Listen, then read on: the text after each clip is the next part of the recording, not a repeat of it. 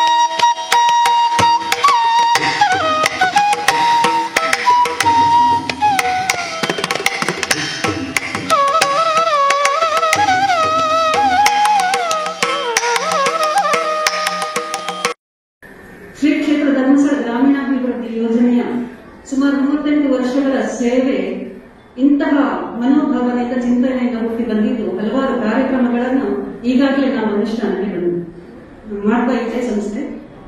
So ಇವತ್ತು ಬಹಳ ಒಂದು ಶುಭ ದಿನ, ನಮ್ಗೆಲ್ಲರಿಗೂ ಗೊತ್ತಿದೆ ಪೂಜ್ಯರ ಜನ್ಮದಿನ. ಸೊ ಇಂತಹ ಮಹತ್ತರವಾದಂತಹ ಮತ್ತೊಂದು ಕಾರ್ಯಕ್ರಮವನ್ನ ಲೋಕಾರ್ಪಣೆ ಮಾಡುವಂತದ್ದಕ್ಕೆ ಈ ದಿನ ಸುದಿನ. ಹಾಗಾಗಿ ಈ ಕಾರ್ಯಕ್ರಮದಲ್ಲಿ ನಾವೆಲ್ಲರೂ ಸೇರಿದ್ದೇವೆ. ಬಂದಿರುವಂತಹ ಎಲ್ಲರಿಗೂ ವಂದನೆಗಳನ್ನು ಸಲ್ಲಿಸ್ತಾ ಈ ಕಾರ್ಯಕ್ರಮವನ್ನು ಪ್ರಾರ್ಥನೆಯೊಂದಿಗೆ ಪ್ರಾರಂಭ ಮಾಡ್ತಾ ಇದ್ದೇವೆ. ಶ್ರೀಮತಿ ಕವಿತಾ ಮತ್ತು ತಂಡದವರು ಪ್ರಾರ್ಥನೆಯನ್ನು ನೆರವೇರಿಸಿದ್ದಾರೆ.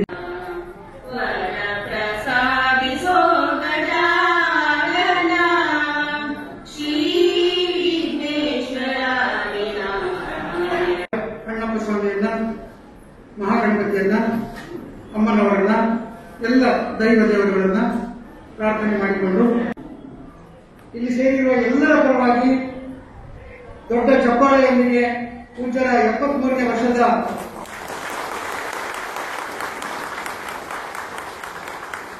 ಜನ್ಮದಿನದ ಶುಭಾಶಯಗಳನ್ನ ಕೋರ್ತಾ ಇದ್ದೇವೆ. ಅತಿ ದೊಡ್ಡ ದಾರ್ಶನಿಕರಲ್ಲಿ ದೂರದೃಷ್ಟಿಯನ್ನು ಇಟ್ಟುಕೊಂಡು ಮಹತ್ವಾಕಾಂಕ್ಷಿ ಯೋಜನೆಗಳನ್ನು ರಚಿಸಿ ಅವುಗಳನ್ನು ಯಶಸ್ವಿಗೊಳಿಸಿದಂತಹ ನಮ್ಮ ದೇಶದ ಓರ್ವ ಮಿಷನರಿ ನಾಯಕರು ಅಂತ ಹೇಳಿದ್ರೆ ಪೂಜ್ಯರು ಅಂತ ಹೇಳಿದ್ರೆ ತಪ್ಪಾಗಲಿಕ್ಕಿಲ್ಲ. ಅತ್ಯಂತ ಸಣ್ಣ ವಯಸ್ಸಿನಲ್ಲಿ ಕ್ಷೇತ್ರದ ಜವಾಬ್ದಾರಿಯನ್ನು ತೆಗೆದುಕೊಂಡು ಕ್ಷೇತ್ರದ ಆದರ್ಶಗಳಿಗೆ ಸರಿಯಾಗಿ ಎಲ್ಲ ಕಾರ್ಯಕ್ರಮಗಳನ್ನ ಬೆಳೆಸ್ತಾ ಏನು ಚತುರ್ವಿಧ ದಾನಿಗಳಿಗೆ ಹೊಸ ಅರ್ಥಗಳನ್ನ ಕೊಡ್ತಾ ಇವತ್ತು ರಾಜ್ಯದಲ್ಲಿ ದೇಶದಲ್ಲಿ ಪೂಜ್ಯರು ಮನೆ ಮಾತಾಡಿದ್ದಾರೆ. ನಮಗೆಲ್ಲರಿಗೂ ಬಹಳ ಸಂತೋಷದ ದಿನ. ಪೂಜ್ಯರ ಜನ್ಮದಿನದ ಈ ಅವಕಾಶದಲ್ಲಿ ಹೇಮಾವತಿ ಅಮ್ಮನವರು ಕಂಡಂತಹ ಒಂದು ಕಾರ್ಯಕ್ರಮದ, ಕನಸಿನ ಕಾರ್ಯಕ್ರಮದ ಲೋಕಾರ್ಪಣೆ ಮಾಡುವಂತಹ ಸುಸಂದರ್ಭ. Behind every successful man there is a woman ಅಂತ ಹೇಳಿ ಪೂಜ್ಯರ ಮಟ್ಟಿಗೂ ಇದು ಸತ್ಯವೇ. ಅವರು ಎಳೆಯಲ್ಲಿ 1972ನೇ ಇಸ್ವಿಯಲ್ಲಿ ಮಧ್ಯೆ ಆದರೂ ಕಳೆದ 50 ವರ್ಷಗಳಿಂದ ಅವರ ಬೆನ್ನ ಹಿಂದಿನ ಯಾವುದೋ ಒಂದು ಕಾರ್ಯಕ್ರಮ ತೆಗೆದುಕೊಂಡು ಅದರಲ್ಲಿ ಅಭಿವೃದ್ಧಿ ಹೊಂದುವಂತ ನಾಲೆಜ್ಜಿನ ಕೊರತೆ ಇತ್ತು, ಒಂದು ಆರ್ಥಿಕ ಕೊರತೆ ಇತ್ತು. ಆದರೆ ಅಂದ್ರೆ ಜನರಲ್ಲಿ ಹೊಂದಾಣಿಕೆ ಜಾಸ್ತಿ ಇತ್ತು. ಅವರ ಆರ್ಥಿಕ ಕೊರತೆ ಮತ್ತು ಮಾನಸಿಕ ಕೊರತೆಯನ್ನು ನೀಗಿಸಲಿಕ್ಕೋಸ್ಕರ ಪೂಜ್ಯರು ಕ್ಷೇತ್ರದ ಭಂಡಾರವನ್ನು ತೆಗೆದು ದಾನಗಳ ರೂಪದಲ್ಲಿ ಧರ್ಮಸ್ಥಳ ಗ್ರಾಮಾಭಿವೃದ್ಧಿ ಯೋಜನೆ ಮುಖಾಂತರ ಬೆಳತಂಗಡಿ ತಾಲೂಕಿನ ಸಣ್ಣ ಮತ್ತು ಅತಿ ಸಣ್ಣ ರೈತರಿಗೆ ಸಹಾಯ ಹಸ್ತವನ್ನು ಚಾಚಿದ್ದರಿಂದ ಬೆಳತಂಗಡಿ ತಾಲೂಕಿನಲ್ಲಿ ಅಗಾಧವಾದ ಪ್ರಗತಿಯನ್ನು ತಾವು ಕಂಡದ್ದು ಇವತ್ತು ಬೆಳೆದದ್ದು ತಾವು ಕಾಣ್ತಾ ಇದ್ದೀವಿ. ಅವರಿಗೆ ಸಹಾಯ ಹಸ್ತವನ್ನು ವಿತರಣೆ ಮಾಡುವಂತಹ ಒಂದು ಇವತ್ತು ರಾಜ್ಯದ ಎಲ್ಲ ಜಿಲ್ಲೆಗಳಲ್ಲಿ ನಾವು ಗುರುತಿಸಿದ್ದೇವೆ. ಅವರಿಗೆ ಸುಮಾರು 1 ಕೋಟಿ ರೂಪಾಯಿ ವೆಚ್ಚದಲ್ಲಿ ಇವತ್ತು ಏನು ಮೂಲ ಸೌಕರ್ಯಗಳು ಹೋಗ್ತಾ ಇದೆ ಅದನ್ನು 3-4 ದಿನದಲ್ಲಿ ಅವರ ಮನೆಯನ್ನ ತಲುಪಬೇಕು, ಅವರಿಗೆ ಸೌಲಭ್ಯ ಮುಟ್ಟಬೇಕು ಅನ್ನುವಂತ ಅಭಿಲಾಷೆಯೊಂದಿಗೆ ಈ ಕಾರ್ಯಕ್ರಮವನ್ನು ಇಲ್ಲಿ ಇವತ್ತು ಕ್ಷೇತ್ರ ಧರ್ಮಸ್ಥಳದಲ್ಲಿ ಯೋಗ ಪೂಜ್ಯರ ಹುಟ್ಟುಹಬ್ಬದ ದಿನದಂತೆ ಈ ಕಾರ್ಯಕ್ರಮವನ್ನು ನಾವು ಮಾಡ್ತಾ ಇದ್ದೇವೆ. 7,300 ಕುಟುಂಬಗಳಿಗೆ ಇವತ್ತು ಈ ಸೌಲಭ್ಯ ಹೋಗ್ತದೆ. 4 ಲಾರಿಗೆ ಮದುವೆ ನಿಂತಿದೆ. ಇನ್ನು 4 ಲಾರಿಗೆ ಆಗುವಷ್ಟು ಸಾಮಾನು ನಮ್ಮ ಲಾಯದ ಸಿರಿ ಸಂಸ್ಥೆಯಲ್ಲಿ ಎಲ್ಲ ಪ್ಯಾಕ್ ಆಗಿ ರೆಡಿ ಇದೆ. ಇದು ಹೋಗಿ ಕೊಟ್ಟು ಬಂದ ನಂತರ ಅವು ಕೂಡ ಹೋಗ್ತವೆ ಅಂತ ಹೇಳ್ತಾ ಈ ಕಾರ್ಯಕ್ರಮದ ಪರಿಕಲ್ಪನೆಯನ್ನು ಮಾಡಿಕೊಂಡು ಈ ಕಾರ್ಯಕ್ರಮವನ್ನು ಯಾವ ರೀತಿ ಬೆಳೆಸಬೇಕು ಅನ್ನುವಂಥ ಚಿಂತನೆಯನ್ನು ಮಾಡಿಕೊಂಡು ಇವತ್ತು ನಮಗೆ ಮಾರ್ಗದರ್ಶನ ಕೊಡ್ತಾ ಇರುವವರು ಪರಮ ಪೂಜ್ಯರು. ಅವರು 10 ಗಂಟೆ ಸಮಯ ಅಂದ್ರೆ ಪ್ರೈಮ್ ಟೈಮ್ ಕಾಲದಲ್ಲಿ, ಯಾಕೆಂದ್ರೆ ಸದನ ಎಲ್ಲರೂ ಬರುವುದು ಆ ಟೈಮಿಗೆ, ಅಂತರಲ್ಲಿ 10 ಗಂಟೆ ಸಮಯವನ್ನ ನಮಗಾಗಿ ಕಾರ್ಯಕ್ರಮಕ್ಕೆ ಮೀಸಲಿಟ್ಟು ಪೂಜ್ಯರು ಆಗಮಿಸಿದ್ದಾರೆ. ಅವರನ್ನು ಮತ್ತೊಮ್ಮೆ ಭಕ್ತಿಪೂರ್ವಕವಾಗಿ ಅವರಿಗೆ ಹುಟ್ಟುಹಬ್ಬದ ಶುಭಾಶಯಗಳನ್ನು ಕೋರ್ತಾ ಈ ಕಾರ್ಯಕ್ರಮಕ್ಕೆ ನಾನು ಸ್ವಾಗತಿಸುತ್ತೇನೆ.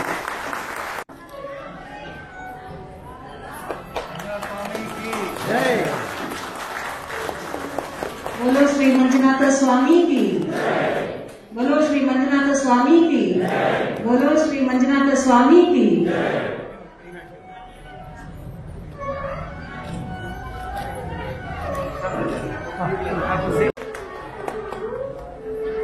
ಸಂತೋಷವನ್ನ ಉಂಟು ಮಾಡ್ತಾ ಇದೆ.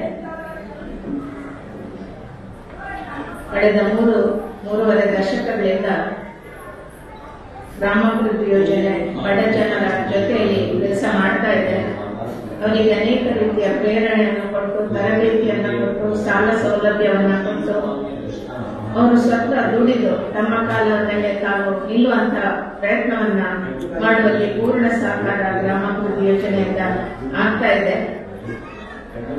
ಆದರೆ ಅನೇಕರಿಗೆ ಸ್ವತಂತ್ರವಾಗಿ ದುಡಿಯಲಿಕ್ಕೆ ಆಗದವರು, ವೃದ್ಧರು, ಕಾಯಿಲೆ ಇರುವವರು ಮತ್ತು ಅಸಹಾಯಕರು, ವಿಕಲಚೇತನರು ಇಂಥವರಿಗೆ ತಮ್ಮ ಬದುಕನ್ನು ತಾವೇ ಕಟ್ಟಿಕೊಳ್ಳಲಿಕ್ಕೆ ಅಸಾಧ್ಯವಾದಂತಹ ಪರಿಸ್ಥಿತಿಯಲ್ಲಿ ಮಾಶಾಸನವನ್ನು ಕೊಡುವಂತಹ ಕಾರ್ಯಕ್ರಮ ಕ್ಷೇತ್ರದಿಂದ ನಡೀತಾ ಇತ್ತು. ಸುಮಾರು 10,400 ಜನರಿಗೆ ಮಾಶಾಸನ ಇದುವರೆಗೆ ತಲುಪ್ತಾ ಇದೆ. ಆದರೆ ಈ ಮಾಶಾಸನದ ಫೋಟೋ ಪೇಪರ್ನಲ್ಲಿ ಬರುವಾಗ, ನಿರಂತರದಲ್ಲಿ ಬರುವಾಗ ನನಗೆ ಅನೇಕ ಸಲ ಬಹಳ ಬೇಸರ ಆಗ್ತಾ ಇತ್ತು. ಯಾಕಂದ್ರೆ ನಮ್ಮ ಕಾರ್ಯಕರ್ತ ಪ್ಯಾಂಟ್ ಎಲ್ಲ ಹಾಕೊಂಡು ಹೀಗೆ ಚೆಕ್ ಇಟ್ಕೊಂಡು ನಿಲ್ತಾ ಇದ್ದ. ಆದ್ರೆ ಅದನ್ನು ತಗೊಳ್ಳಿಕ್ಕೆ ಎದ್ದು ನಿಲ್ಲಿಕ್ ಸಾಧ್ಯ ಇಲ್ಲದಂತ ವೃದ್ಧರು ಕೂತ್ಕೊಂಡು ಅದನ್ನ ಕೈತಾಗಿ ತಗೊಳ್ತಾ ಇದ್ರೆ, ಅವರ ಹಿಂಬದಿಯಲ್ಲಿ ನೋಡಿದ್ರೆ ಪ್ಲಾಸ್ಟಿಕ್ ನ ಹೊದಿಕೆ ಇರುವಂತಹ ಮನೆಗಳು ಇದೆಲ್ಲ ಗೋಚರ ಆಗ್ತಾ ಇತ್ತು. ಅಥವಾ ವಿಕಲಚೇತನರು, ಅವರ ಮನೆಯವರ ಪರಿಸ್ಥಿತಿ ಇದೆಲ್ಲ ಫೋಟೋದಲ್ಲಿ ನೋಡುವಾಗ ಇವರ ಬದುಕಿನ ಇತರ ಮಗ್ಗುಲುಗಳನ್ನು ಸಹ ಪರಿಚಯಿಸಿಕೊಳ್ಬೇಕು ಅಂತ ಹೇಳುವ ಒಂದು ಆಶೆಯಿಂದ ನಾವು ಸರ್ವೇಕ್ಷಣೆ ಕಾರ್ಯವನ್ನು ಆರಂಭಿಸಿದೆವು. ವಿವೇಕ್ ಪಾಯ್ಸ್ ಅವರ ತಂಡದೊಂದಿಗೆ ಬಹಳ ಮುತುವರ್ಜಿಯಿಂದ, ಆಸಕ್ತಿಯಿಂದ, ವಾತ್ಸಲ್ಯದಿಂದ ಈ ಕಾರ್ಯಕ್ರಮವನ್ನ ನೆರವೇರಿಸಿ ಸಾಕಷ್ಟು ಮಾಹಿತಿಗಳನ್ನ ತಂದು ನಮಗೆ ಒಪ್ಪಿಸಿದ್ರು. ಅದರಲ್ಲಿ ಈ ಬಡ ಜನರ ತುರ್ತು ಅಗತ್ಯಗಳಿರ್ಬೋದು ಅಥವಾ ಅವರ ಅವಶ್ಯಕತೆಗಳಿರ್ಬೋದು, ಜೀವನೋಪಯೋಗಿ ಅವಶ್ಯಕತೆಗಳಿರ್ಬೋದು, ಇದರೆಲ್ಲ ಪಟ್ಟಿಯನ್ನ ಅವರು ತಯಾರಿಸಿ ಅದಕ್ಕೆ ಬೇಕಾದ ವಸ್ತುಗಳನ್ನ ಹೊಂದಿಸಿ ಈಗಾಗಲೇ ನಮ್ಮ ಎದುರಿಗಿರುವ ಲಾರಿಗಳಲ್ಲಿ ಅದನ್ನ ಅಲ್ಲಿ ತಲುಪಿಸುವುದಕ್ಕೆ ಬೇಕಾದ ಸಿದ್ಧತೆಯನ್ನ ಮಾಡಿಕೊಂಡಿದ್ದಾರೆ. ಕ್ಷೇತ್ರ ತಾಲೂಕಿನ 80 ಗ್ರಾಮಗಳಿಗೆ ಹೀಗೆ ವಸ್ತುಗಳನ್ನ ತಲುಪಿಸುವುದು ನನಗೆ ನೆನಪಿಗೆ ಬರ್ತಾ ಉಂಟು. ಆಗಲೂ ಪ್ರತಿ ಗ್ರಾಮದ ಸರ್ವೇಕ್ಷಣೆಯನ್ನ ನಡೆಸಿ ಆ ಮನೆಯಲ್ಲಿ ಏನೆಲ್ಲ ಇಲ್ಲ, ಯಾವುದರ ಅಗತ್ಯ ಇದೆ, ಎಷ್ಟು ಮಕ್ಕಳಿದ್ದಾರೆ, ಹೆಣ್ಮಕ್ಳು ಎಷ್ಟಿದ್ದಾರೆ, ಗಂಡಸರು ಎಷ್ಟಿದ್ದಾರೆ, ಮಕ್ಕಳು ಎಷ್ಟಿದ್ದಾರೆ, ಎಷ್ಟು ಊಟದ ಬಟ್ಟಲು ಬೇಕು, ಎಷ್ಟು ಪಾತ್ರೆ ಬೇಕು, ಮಕ್ಕಳಿಗೆ ಡ್ರೆಸ್ ಎಷ್ಟು ಬೇಕು, ಇದರೆಲ್ಲ ಅಳತೆ ತಗೊಂಡು ಬಂದು ನಮಗೆ ಕೊಟ್ಟು ನಾವು ಬಟ್ಟೆ ಹೊಲಿಸಿ ಈ ಪಾತ್ರೆಗಳನ್ನ ಜೋಡಿಸಿ ಹಳ್ಳಿಗೆ ಹೋಗಿ ಅದನ್ನು ಕೊಟ್ಟಂತ ನೆನಪು ಈಗಲೂ ಬಹಳ ಸ್ಪಷ್ಟವಾಗಿ ನಮ್ಗೆ ಕಾಣ್ತಾ ಇದೆ. ಯಾಕೆಂದ್ರೆ ಈ ಒಂದು ವಸ್ತುಗಳ ಆಕರ್ಷಣೆ ಮುಂದೆ ಜನರಿಗೆ ಗ್ರಾಮಾಭಿವೃದ್ಧಿ ಯೋಜನೆಗೆ ಸೇರ್ಲಿಕ್ಕೆ ಅದು ಆಕರ್ಷಣೆ ಆಯ್ತು ಅಂತ ನಾನು ಭಾವಿಸ್ತೇನೆ. ಅವರ ಕರ್ಮ ಅಂತ ಸೈದ್ಧಾಂತಿಕವಾಗಿ ನಾವು ಮಾತಾಡಬಹುದು, ಆದ್ರೆ ಆ ಬಡವರನ್ನ ಮೇಲೆತ್ತುವುದು ಮಾನವೀಯ ಧರ್ಮ ಅಂತ ಹೇಳೋದನ್ನು ಸಹ ನಾವು ಮರಿಬಾರದು. ಸುಮಾರು 4,000 ಜನರನ್ನು ನೆರೆಹೊರೆಯ ಹಳ್ಳಿಯ ಮಹಿಳೆಯರು ಸಲಹುತ್ತಾ ಇದ್ದಾರೆ ಅಂತ ಕೇಳಿ ನನಗೆ ಬಹಳ ಆಶ್ಚರ್ಯ ಆಯ್ತು. ಅವರಿಗೆ ಊಟ ತಂದು ಕೊಡೋದಿರ್ಬೋದು, ಅವರಿಗೆ ಬೇಕಾದ ಅಗತ್ಯವನ್ನ ಪೂರೈಸುತ್ತಿರುವುದು, ಯೋಗಕ್ಷೇಮ ವಿಚಾರಿಸುತ್ತಿರಬಹುದು. ನಾವು ಹೇಳದೆ ನಮ್ಮ ಹಳ್ಳಿಯ ಮಹಿಳೆಯರು ಪಕ್ಕದ ಮನೆಯಲ್ಲಿರುವ ಕಷ್ಟದವರನ್ನು ಹೋಗಿ ವಿಚಾರಿಸುವುದನ್ನು ನಾವು ಸರ್ವೆ ಮೂಲಕ ತಿಳ್ಕೊಂಡಿದ್ದೇವೆ. ಇದು ನಮ್ಮ ನಿಜವಾದ ಭಾರತೀಯ ಸಂಸ್ಕೃತಿ ಮತ್ತು ಬಡವರಲ್ಲಿರುವ ಆ ಕಾಳಜಿ ಅಂತ ನಾನು ಭಾವಿಸ್ತೇನೆ. ಸಹನೆಯಿಂದ ಬದುಕನ್ನ ಜೀವಿಸಲಿಕ್ಕೆ, ಬದುಕನ್ನ ಹಗುರ ಮಾಡಲಿಕ್ಕೆ ಅವಕಾಶ ಅಷ್ಟೇ ಅಂತ ನಾನು ಭಾವಿಸ್ತೇನೆ. ಅವರಿಗೆ ಸಹಾಯ ಮಾಡಿ ಅಂತ ನಮ್ಮ ಅಬ್ದುಲ್ ಕಲಾಂ ಅವರು ಹಿಂದೆ ಬಹಳಷ್ಟು ಸಲ ಬಹಳಷ್ಟು ಕಡೆ ಹೇಳಿದ್ದಾರೆ. ಸರ್ವೆಯಲ್ಲಿ ಗಮನಿಸಿದಾಗ ಬಹಳಷ್ಟು ಹೆಂಗಸರು, ವಿಧವೆಯರು, ರೋಗಿಗಳು, ಒಂಟಿ ಜೀವನ ನಡೆಸುವವರು, ಮನೆ ಇಲ್ಲದವರು, ಮಲಗಿದಲ್ಲೇ ಇರುವವರು, ಸ್ವಂತಕ್ಕೆ ಅಡಿಗೆ ಮಾಡಲಿಕ್ಕೂ ಅಶಕ್ತರಾದವರು, ಇಂತಹ ದೊಡ್ಡ ಪಟ್ಟಿಯೇ ಇದೆ. ಈ ಅವಶ್ಯಕತೆಗಳನ್ನು ನಾವು ಮುಂದೆ ಗಮನಿಸಬೇಕಾಗಿದೆ. ಸರ್ಕಾರದಿಂದ ದೊರೆಯಬಹುದಾದ ಅನೇಕ ಸವಲತ್ತುಗಳನ್ನು ದೊರಕಿಸಿಕೊಡುವಲ್ಲಿ ಸಹ ನಮ್ಮ ಕಾರ್ಯಕರ್ತರು ಈಗಾಗಲೇ ಬಹಳಷ್ಟು ಪ್ರಯತ್ನವನ್ನ ಈ ವಾತ್ಸಲ್ಯ ಸಂಘದವರಿಗೆ ಮಾಡ್ತಾ ಇದ್ದಾರೆ. ವಿದ್ಯುತ್ ವ್ಯವಸ್ಥೆ ಇರಬಹುದು, ಇದನ್ನೆಲ್ಲ ಈಗಾಗಲೇ ಅವರು ಮಾಡ್ತಾ ಇದ್ದಾರೆ. ನಮ್ಮ ಜಗತ್ತಿನಲ್ಲಿ ಎಲ್ಲದಕ್ಕೂ ಬೆಲೆ ಇದೆ. ನಾವು ಒಂದು ಮನೆಯಲ್ಲಿ ಸೋಫಾ ತಗೊಳ್ತೇವೆ, ಫ್ರಿಡ್ಜ್ ತಗೊಳ್ತೇವೆ, AC ತಗೊಳ್ತೇವೆ, ಎಲ್ಲದಕ್ಕೂ ಬೆಲೆ ಎಷ್ಟು ಅಂತ ನಾವು ಕೇಳಿದ್ವಿ. ಕಡೆಗೆ ಒಂದು ಹಸು ತಗೊಂಡ್ರು ಬೆಲೆ ಇದೆ, ಒಂದು ನಾಯಿ ಮರಿಗೂ ಬೆಲೆ ಎಷ್ಟು ಅಂತ ಕೇಳಿ ನಾವು ತಗೊಳ್ತೇವೆ. ಒಳ್ಳೊಳ್ಳೆ ನಾಯಿ ಮರಿಗಳ ಮಾರಾಟ ಮಾಡೋದು ಒಂದು ದಂಧೆ ಇದೆ. ಆದ್ರೆ ಮನುಷ್ಯನಿಗೆ ಎಷ್ಟು ಬೆಲೆ ಅಂತ ಯಾರು ಹೇಳಿಲ್ಲ. ಯಾಕೆಂದ್ರೆ ಬೆಲೆ ಕಟ್ಟಲಾರದ ವಸ್ತು ಏನಾದ್ರೂ ಇದ್ರೆ ಅದು ಮನುಷ್ಯ. ಆದ್ರೆ ಅನೇಕ ಸಂದರ್ಭದಲ್ಲಿ ಬಡವರು, ಭಿಕ್ಷುಕರು, ಅಸಹಾಯಕರು, ವೃದ್ಧರು ಇವರಿಗೆ ಬೆಲೆಯೇ ಇಲ್ಲ ಅಂತ ಸಹ ನಾವು ಹೇಳ್ಬೋದು ಸಮಾಜದಲ್ಲಿ.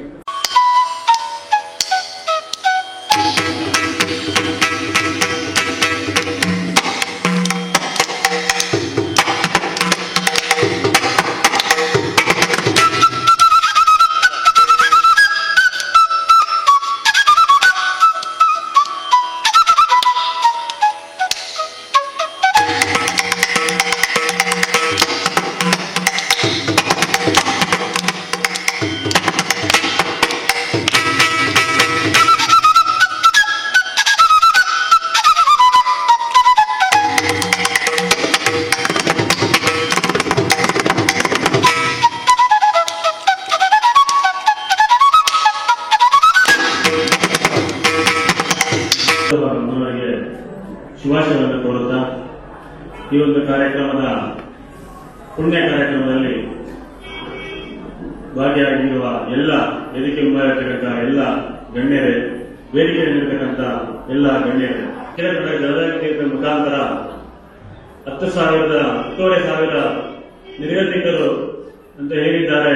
ಅಂತ ಒಂದು ಸರ್ವೆ ಕಾರ್ಯಕ್ರಮದಲ್ಲಿ ಪಾಲ್ಗೊಂಡಾಗ ಅವರು ಹೇಳ್ತಾ ಇದ್ರು, ಕೊರೋನಾ ಬಂದ ಮೇಲೆ ಸರ್ಕಾರದ ಯಾವುದೇ ವೇತನಗಳು ನಮ್ಮ ಕೈ ಸೇರ್ತಾ ಇಲ್ಲ, ಅದರ ಧರ್ಮಸ್ಥಳ ಯೋಜನೆ ಹಣ ಮಾತ್ರ ನಮಗೆ ತಲುಪ್ತಾ ಇದೆ ಅನ್ನೋ ಒಂದು ವಿಚಾರವನ್ನ ಹೇಳಿದ್ರು. ಬಹಳ ಸಂತೋಷನಾಯ್ತು, ದುಃಖನೂ ಆಯ್ತು. ಇನ್ನೊಂದು ವಿಚಾರವನ್ನ ಹೇಳಿದ್ರು, ಶಾಲೆಗಳಲ್ಲಿ ಬಿಸಿ ಊಟದ ಸಮಯದಲ್ಲಿ ನಮಗೆ ಆಹಾರವನ್ನು ಕೊಡ್ತಾ ಇದ್ರು, ಅಂತ ಊಟ ಕೂಡ ಇವತ್ತು ಶಾಲೆಗಳು ತೆರೆದಿಲ್ಲ, ಬಹಳ ಹಸಿವಿನಿಂದ ಬಳಲ್ತಾ ಇದ್ದಾವೆ ಅಂತ ಹೇಳಿ ಹೇಳಿದಾಗ ಬಹಳ ದುಃಖ ಆಯ್ತು. ಅಮ್ಮನವರ ದೇಹದಂತೆ ಏನ್ ಮಾನಸಿಕ ಹೋಗ್ತಾ ಇತ್ತು, ಅವರ ಉಡುಪುಗಳನ್ನು ನೋಡಿದಾಗ ಅವರು 1 ವರ್ಷ 6 ತಿಂಗಳಾದ್ರೂ ಅವರ ವಸ್ತ್ರಗಳನ್ನ ಬದಲಾಯಿಸದೆ, ಮತ್ತೆ ಮಲಿಕೊಳ್ಳಲಿಕ್ಕೆ ಒಂದು ಚಾಪೆ ಕೂಡ ಇಲ್ಲದೆ, ಒದಗಿ ಏನು ಇಂಚು ಕವರ್ ಪ್ಲಾಸ್ಟಿಕ್ ಕವರ್ ಹೊತ್ಕೊಂಡಿರ್ತಾರೆ. ಅದು ಮಳೆ ಬಂದ್ರೆ ಅವರು ಎಲ್ಲಿ ಒಂದು ಮೂಲೆಯಲ್ಲಿ ಕೂತ್ಕೊಳ್ಳುವಂತ ಪರಿಸ್ಥಿತಿ ಮನೆಗಳನ್ನ ನಾವು ಸರ್ವೆ ಸಮಾಜದಲ್ಲಿ ನೋಡಿದ್ವಿ. ಇದು ನಿಜವಾಗ್ಲೂ ಅಂತ ಒಂದು ಕಾರ್ಯಕ್ರಮ ಇವತ್ತು ವಾತ್ಸಲ್ಯ ಕಾರ್ಯಕ್ರಮದಲ್ಲಿ ಭಾಗಿಯಾಗಲಿಕ್ಕೆ ನಿಮಗೆ ಪುಣ್ಯ ಅಂತಾನೆ ಹೇಳ್ಬೋದು. ಆದ್ರೆ ಈ ಒಂದು ಶಿಕ್ಷಣ ಗ್ರಾಮೀಣ ಅಭಿವೃದ್ಧಿ ಯೋಜನೆ ಮುಖಾಂತರ ಇವತ್ತೇನು ವಾತ್ಸಲ್ಯ ಕಾರ್ಯಕ್ರಮದ ಮುಖಾಂತರ ಮಾಡ್ತಾ ಇದ್ದೇವೆ, ಇದು ಒಂದು ಉತ್ತಮ ಕಾರ್ಯ ಅಂತ ಹೇಳಲಿಕ್ಕೆ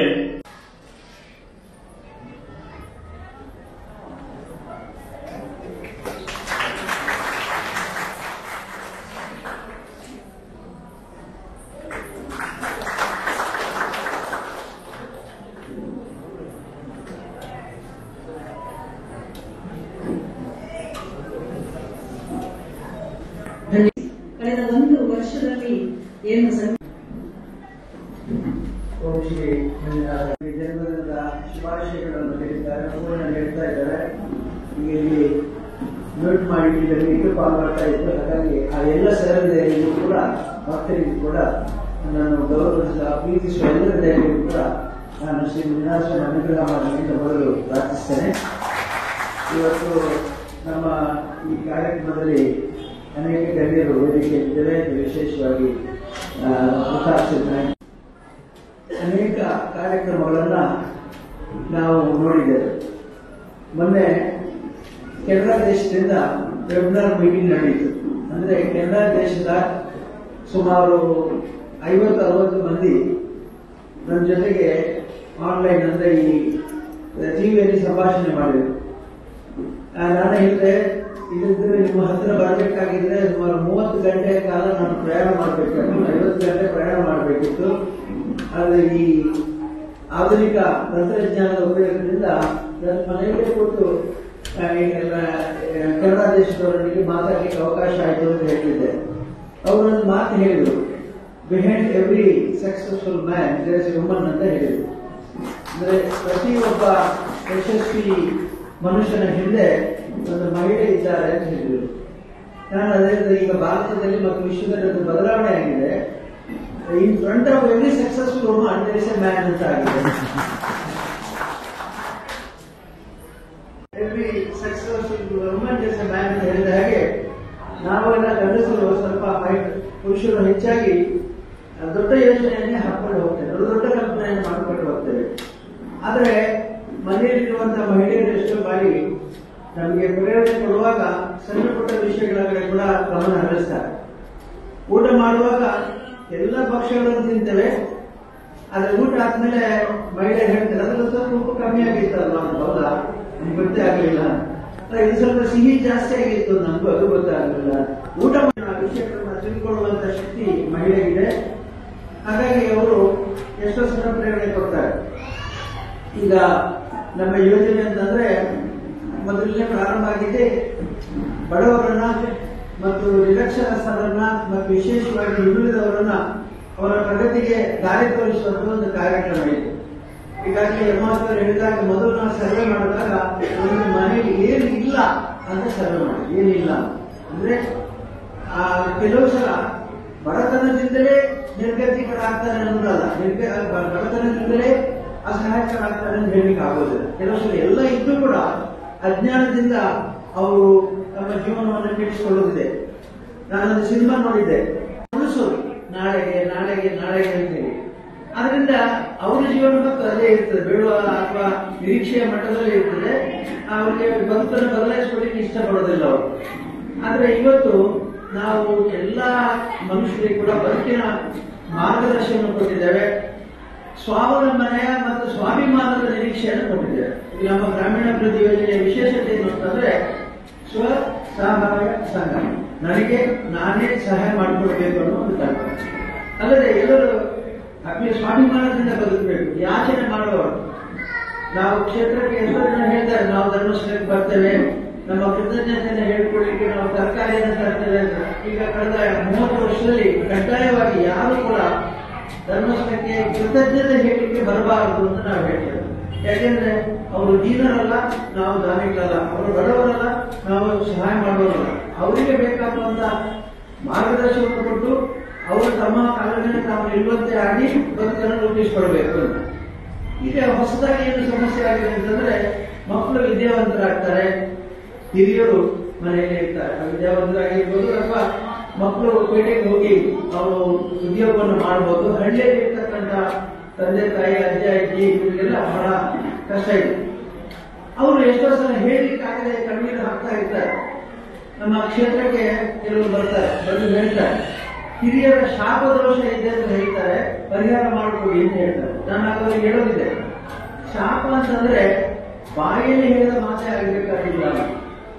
ನಾವು ಮನೆಯಲ್ಲೊಬ್ಬ ಹಿರಿಯವರನ್ನ ಕಾಣ್ತೇವೆ, ಅವರು ಯಾರು, ಅವರು ಅತ್ತೆ ಅಥವಾ ಅವರು ನಮ್ಮ ಮನೆಯಿಂದ ನಾವು ಎಲ್ಲ ವಿವಾಹ ಮಾಡಿಕೊಟ್ಟು ಅವರ ಪತಿಯಲ್ಲಿ ದೈವಾಧೀನರಾಗಿ ಅಲ್ಲಿಂದ ಅವರು ಅನಾಥರಾಗಿ ನಮ್ಮ ಮನೆಗೆ ಬಂದವರು ಅಂತ ಸ್ವಾಭಾವಿಕವಾಗಿ ತಾತ್ಸ ಅವರಿಗೆ ಬಟ್ಟೆ ಕೊಡೋದಿಲ್ಲ, ಊಟ ಕೊಡೋದಿಲ್ಲ, ಯಾವಾಗ ಹಂಸಿ ಅವರಿಗೆ ಊಟ ಕೊಡೋದು, ಬಟ್ಟೆ ಕೊಡುವುದೇ ಇಲ್ಲ. ಈಗೆಲ್ಲ ಆಗುವಾಗ ಮಹಿಳೆ ಅಥವಾ ಪುರುಷ ಹಿರಿಯವರು ಮನೆಯಲ್ಲಿ ಕಣ್ಣೀರು ಹಾಕ್ತಾ ಇರ್ತಾರೆ. ಯಾರು ಹೇಳುವಾಗಿಲ್ಲ, ನೆರೆಕರನ್ನೇ ಹೇಳುವಾಗಿಲ್ಲ, ಸಂಬಂಧಿಕರಲ್ಲಿ ಬಂಧುಗಳ ಜೊತೆ ಹೇಳುವಾಗಿಲ್ಲ. ಆದ್ರೆ ಕಷ್ಟ ಸಹಿಸಿಕೊಳ್ಳಿಕ್ಕೆ ಆಗುದಿಲ್ಲ. ನಾನು ಹೇಳ್ತೇನೆ, ಅವರ ಕಣ್ಣೀರು ಕೂಡ ಶಾಪ ಆಗ್ತದೆ, ಅವರ ಕಣ್ಣೀರು ಕೂಡ ಶಾಪ ಆಗಿದೆ. ಅದು ನಿಮಗೆ ಶಾಪವಾಗಿದೆ. ಶಾಪ ಅಂತಂದ್ರೆ ಬಾಯಿಲೇ ಹೇಳಬೇಕು ಅಥವಾ ಏನೋ ಕೆಟ್ಟ ಶಬ್ದದಿಂದಲೇ ಬಳಸಬೇಕು, ವೇದನೆಯಿಂದಲೂ ಕೂಡ ಶಾಪ ಬರ್ತದೆ.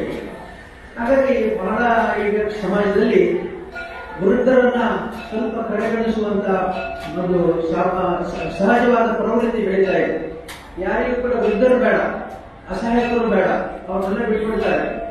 ನಮ್ಮ ಬೆಂಗಳೂರಿನಲ್ಲಿ ಯಾರೊಬ್ರು ಹೇಳ್ತಿದ್ರು, ಒಬ್ರು ಹೇಳ್ತಾರಂತ IT ಅಂದ್ರೆ ತುಂಬಾ ಸಂಬಳ ಸಿಗುವಂತ ಒಬ್ಬ ವ್ಯಕ್ತಿ ಅವನು ಹೇಳ್ತಾರಂತೆ, ನಾನು ಬೇಗ ಸಾಯ್ಬೇಕು ಅಂತ. ಯಾಕೆ? ನಾನು ಅನಾಥನಾಗಬಾರ್ದು. 60-70 ವರ್ಷದ ಮೇಲೆ ನಾನು ಬದುಕಿದ್ರೆ, ನನ್ನ ಮಕ್ಕಳು ನನ್ನ ನೋಡ್ಕೊಳ್ದೇ ಇದ್ರೆ, ನನ್ನ ಬಂಧುಗಳನ್ನ ನೋಡ್ಕೊಳ್ದೆ, ನನ್ನ ಅಸಹಾಯಕನಾಗ್ತದೆ, ಬೇಗ ಸತ್ತು ಬಿಡ್ತೇನೆ. ಅದಕ್ಕೆ ಎಷ್ಟು ಬೇಕಷ್ಟು ತಿನ್ನೋದು, ಎಷ್ಟು ಬೇಕಷ್ಟು ಕುಡಿಯೋದು, ಎಷ್ಟು ಬೇಕಷ್ಟು ಮಜಾ ಮಾಡೋದು. ಯಾಕೆಂದ್ರೆ ಬೇಗ ಸತ್ತೋದು ಹೋಗ್ಲಿ, ಮಜಾ ಮಾಡಿ ಸಾಯೋಣ. ದೀರ್ಘಾಯುಷಿಯಾಗಿ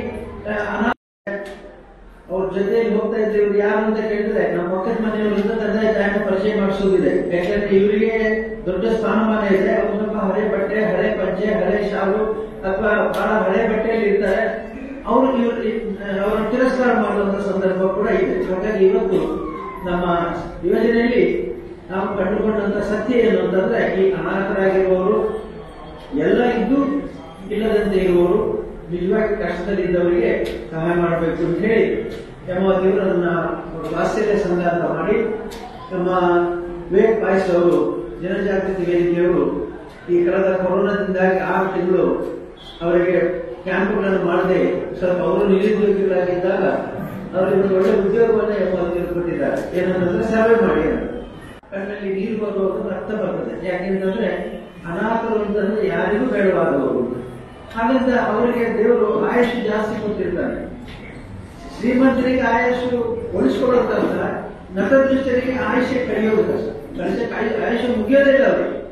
ಹಾಗಾಗಿ ಇವತ್ತು ಅವರಿಗೆ ಏನಾದ್ರು ಮಾಡಬೇಕು ಅಂತೇಳಿ ಅದನ್ನು ಶಿಸ್ತುಬದ್ಧವಾಗಿ ಹೇಮಾವತಿಯವರು, ನಮ್ಮ ಮಂಜುನಾಥ್ ಅವರು ಮತ್ತು ನಮ್ಮ ಯೋಜನೆ ಮೂಲಕ ನಮ್ಮ ಪಾಯಸ್ ಅವರ ವಿವೇಕ್ ಪಾಯಸ್ ಅವರ ಮೂಲಕ ಎಲ್ಲ ಸರ್ವೆ ಮಾಡಿಸಿ ಅವರಿಗೆ ಏನೇನು ಬೇಕು ಅದನ್ನ ಕೊಡಿಸಿದ್ದಾರೆ. ನಮಗೆ ಇನ್ನೂ ಆದ್ರೆ ನಮ್ಮ ವೃದ್ಧರಿಗೆ ಒಂದು ಅಭ್ಯಾಸ ಇದೆ, ಅಜ್ಜ ಅಜ್ಜಿಗೆ ಒಂದು ಅಭ್ಯಾಸ ಇದೆ. ಏನು ಬಂದ್ರು ಕೂಡ ಜಾಗ್ರತೆ ಮಾಡಬೇಕು. ನಾನೊಂದು ಅಜ್ಜಿಯನ್ನು ನೋಡ್ಕೊಂಡಿದ್ದೆ ಮೈಸೂರಿನಲ್ಲಿ. ಅವರು ಅವರ ಬಹಳ ಅಮೂಲ್ಯವಾದ ಸುಮಾರು 5-6 ಕೋಟಿ ರೂಪಾಯಿಯ ಆಸ್ತಿಯನ್ನು ಧರ್ಮಸ್ಥಳಕ್ಕೆ ಕೊಟ್ಟಿದ್ರು. ಆಮೇಲೆ ನಾವು ಅವ್ರನ್ನ ನೋಡ್ಕೊಳ್ತಾ ಇದ್ವಿ. ನೋಡ್ಕೊಂಡಾಗ ಯಾವಾಗ ಹೋದ್ರು ನಮ್ಗೆ ದೂರು ಏನಂತಂದ್ರೆ, ನೀವು ಕಲ್ಯಾಣ ಮಂಟಪದ ಮ್ಯಾನೇಜರಿಗೆ ನನ್ನ ನೋಡ್ಕೊಳ್ಳಿಕ್ಕೆ ಹೇಳಿದ್ರಿ, ಅವ್ರು ನನಗೆ ಸರಿಯಾಗಿ ಊಟ ಕೊಡೋದಿಲ್ಲ, ಸರಿಯಾಗಿ ನನಗೆ ಬೇಕಾದ ವಸ್ತುವನ್ನು ಕೊಡೋದಿಲ್ಲ. ಅವ್ರು ಕೇಳೋರು ಕಣ್ಣೀರು ಹಾಕ್ತಿದ್ರು, ಸ್ವಾಮಿ ಅವ್ರು ಕೇಳಿದ್ದೆಲ್ಲ ಕೊಟ್ಟಿದ್ದಾರೆ, ನನಗೆ ಏನ್ ಕೊಡ್ಬೇಕು ಹೇಳಿ, ನಾನು ಬೇಕಾದ್ರೆ ಚಾಕ್ರಿಗೆ ಸೇರ್ತೇನೆ, ನನ್ನ ಮೇಲೆ ಬೈಬೇಡಿ ಇಲ್ಲ ಅಂದ್ರೆ ಅಜ್ಜಿ ಹೇಳುವಾಗ ನನಗೆ ಸಿಟ್ಟು ಬೇಸರ ಆಗ್ತಿತ್ತು. ಅಲ್ಲಿ ಹೋಗಿ ಅವ್ರು ಹೇಳ್ತಿದ್ರು ಬೇಡ. ಕೊನೆಗೆ ಒಂದು ದಿವಸ ಅವರು ಮೃತರಾದ್ರು. ಅವರ ಮನೆಗೆ ಹೋದ್ರೆ ಮನೆಯಲ್ಲಿ ಸುಮಾರು 30 ಡಬ್ಬಿ ಹೊಸ ಪೌಡರ್ ಬಾಕ್ಸ್ ಮನೆಗೆ ಕೊಟ್ಕೊಳ್ಳೋದು.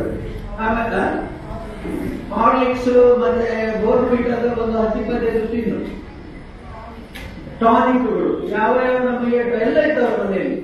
ಅಂದ್ರೆ ದೂರದ ನಿಲ್ಲಿಸಲೇ ಅವರು ಸಾಯೋವರೆಗೆ. ಅಂದ್ರೆ ಅರ್ಥ ಏನು ಅಂತಂದ್ರೆ, ಅವರಿಗೆ ಆ ವೃದ್ಧಾಪ್ಯದಲ್ಲಿ ಎಲ್ಲವನ್ನು ಜೋಪಾನ ಮಾಡಿಡುವಂತ ಅಭ್ಯಾಸ.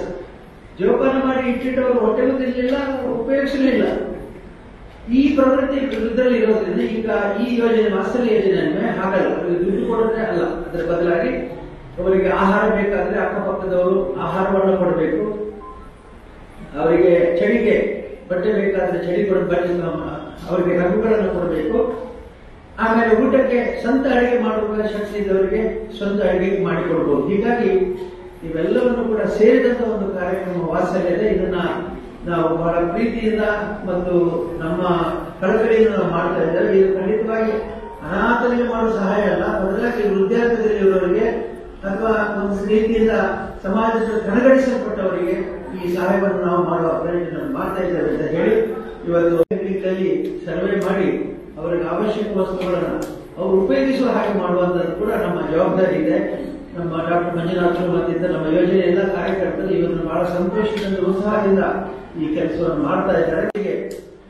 ಯಾರು ಆರೋಗ್ಯ ಇಲ್ಲ, ಯಾರಿಗೆ ಸರಿಯಾದ ಸೂರಿಲ್ಲ, ಸರಿಯಾದ ವ್ಯವಸ್ಥೆಗಳನ್ನು ಮಾಡಿಕೊಳ್ಳುವ ವ್ಯವಸ್ಥೆ ಕೂಡ ಮಾಡ್ತೇವೆ ಅಂತ ಹೇಳಿ, ಈಗ ಮೊನ್ನೆ ಪತ್ರಿಕೆಯಲ್ಲಿ ಕೊಕ್ಕಡದ ಇಡ್ಲೆಯಲ್ಲಿ ಇಲ್ಲಿ ಹತ್ತಿರದಲ್ಲಿ ಒಬ್ಬ ಮಹಿಳೆ ಬಹಳ ಕಾಯಿಲೆಯಿಂದ ಮುಗಿದುಕೊಂಡು ಮಲಗಿದ್ದಂತ ಒಂದು ಫೋಟೋ ಯಾರಪ್ಪ ನಮ್ಮ ಪತ್ರಕರ್ತರು ಅದನ್ನು ಹಾಕಿದ್ರು.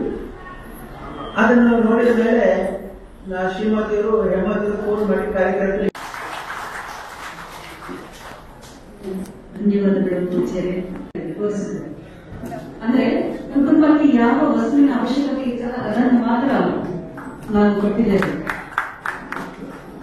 ಪ್ರತಿಯೊಂದು ನಮ್ಮ ಕರ್ನಾಟಕ ರಾಜ್ಯಾದ್ಯಂತ ಇರುವ ನಮ್ಮ ಮಾಸಾಶನ ಕಳೆದುಕೊಳ್ಳುತ್ತಿರುವ ಕುಟುಂಬಗಳಿಗೆ ತಲುಪಿಸ್ತಾ ಇದ್ದೇವೆ. ನಮ್ಮ ಜ್ಞಾನ ವಿಕಾಸ ಕಾರ್ಯಕ್ರಮದ ಮೂಲಕ ನಮ್ಮ ಜ್ಞಾನ ವಿಕಾಸ ಸಮುದಾಯಗಳು ಇನ್ನೂ ಉಳಿದಿರುವಂತಹ ಆ ಪ್ರದೇಶದಲ್ಲಿ ನಮ್ಮ ಕರ್ತವ್ಯವನ್ನು ಸಾಧನೆ ಕೊಟ್ಟಿದ್ದಾರೆ. ಹುಟ್ಟುಹಬ್ಬವನ್ನು ಆಚರಿಸುತ್ತಿರುವ ಪೂಜ್ಯರಿಗೆ ಸರ್ವರೀತಿಯ ಸಂತೋಷ ಭಗವಂತ ಕರುಣಿಸಲಿ ಎಂದು ಪ್ರಾರ್ಥಿಸಿ ಭಕ್ತಿಪೂರ್ವಕವಾಗಿ ವಂದಿಸುತ್ತೇನೆ. ಪೂಜ್ಯರ ಮತ್ತು ಮಾತೃಶ್ರೀಯವರ ರಾಜ್ಯದ 10,461 ಜನರಿಗೆ ಆರ್ಥಿಕ ನೆರವು 3 ದಶಕಗಳಿಂದ ಲಭಿಸುತ್ತಾ ಇದೆ. ಇಂತಹ ಫಲಾನುಭವಿಗಳ ಮತ್ತಷ್ಟು ವಿಷಯಗಳನ್ನು ತಿಳಿಯುವ ಮತ್ತು ಅವರಿಗೆ ಶಕ್ತಿ ತುಂಬುವ ಉದ್ದೇಶದೊಂದಿಗೆ ಜನಜಾಗೃತಿ ಪ್ರಾದೇಶಿಕ ಕಚೇರಿಯ ಮೂಲಕ ಆತ್ಮೀಯ ಸರ್ವೇಕ್ಷಣೆಯನ್ನು ಮಾಡಲಾಯಿತು. ಮಾನ್ಯ ಕಾರ್ಯನಿರ್ವಾಹಕ ನಿರ್ದೇಶಕರ ಮಾರ್ಗದರ್ಶನದಲ್ಲಿ ಸುಮಾರು 64 ಪ್ರಶ್ನೆಗಳನ್ನ ಅವರ ಮುಂದಿಟ್ಟು ಅವರ ಎಲ್ಲ ಸಮಸ್ಯೆಗಳು ಮಾನಸಿಕ, ದೈಹಿಕ, ಕೌಟುಂಬಿಕ, ಆಸ್ತಿಗೆ ಸಂಬಂಧಪಟ್ಟ, ಕಾನೂನಿಗೆ ಸಂಬಂಧಪಟ್ಟ ಅವರ ತುರ್ತು ಅವಶ್ಯಕತೆಗಳು, ಮೂಲಭೂತ ಅವಶ್ಯಕತೆಗಳು, ಅಸಹಾಯಕತೆಗಳು, ಕೆವೈಸಿ, ಸರ್ಕಾರದ ಸೌಲಭ್ಯಗಳು ಹೀಗೆ ಪ್ರತಿಯೊಂದನ್ನು ಇಂಚಿಂಚಾಗಿ ಕೇಳಿ ಸರ್ವೇಕ್ಷಣೆ ಮಾಡಲಾಗಿದೆ. ಇಂತಹ ಫಲಾನುಭವಿಗಳ ಮತ್ತಷ್ಟು ವಿಷಯಗಳನ್ನ ತಿಳಿದು ಅವರ ತೀರ ಬಡತನ, ನೋವು, ಒಂಟಿತನ, ಅನಾರೋಗ್ಯ, ದುಃಖ, ಯಾತನೆಯಿಂದ ಬಳಲುವ ಸಾವಿರಾರು ಕುಟುಂಬಗಳ ಸಹಾಯಕತೆಯಿಂದ ಬದುಕಿನ ವಾತ್ಸಲ್ಯ ಕಾರ್ಯಕ್ರಮ ಆಗಿದೆ. ಇಂತಹ ಬಾಂಧವರಿಗೆ ಅವರ ಮನೆ ಬಾಗಿಲಿಗೆ